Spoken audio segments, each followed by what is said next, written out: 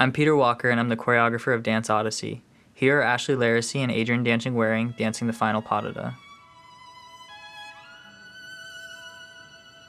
Originally, this pas de deux was the 6th movement of a 7-movement ballet, but in the creation process, I ended up cutting the 7th movement and decided to end with this slow pas de deux, sort of treating it as an epilogue. Most of the movements before this were quite fast, and it felt like we had already consumed so much dancing that it was nice to take a breath and be able to enjoy this music and these two dancers.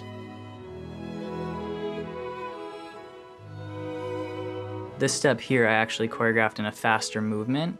I jumped and I hit the floor and slid between her legs. It turned out that it was just too fast for the tempo that we were working at, but I really liked the shape, so I decided to recycle it for this pas de deux.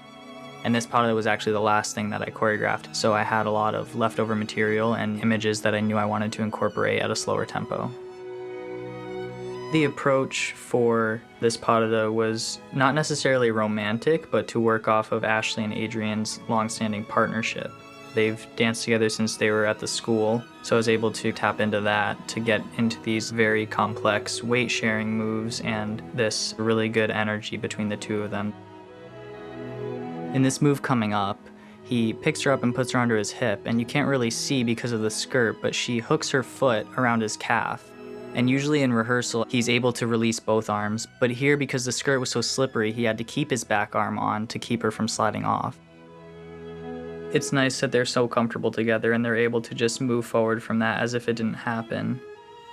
They're such professionals that even here, the music was quite a bit faster than we rehearsed, and they begin to sort of get behind the music, but they stay together and they find new musicality in this phrasing.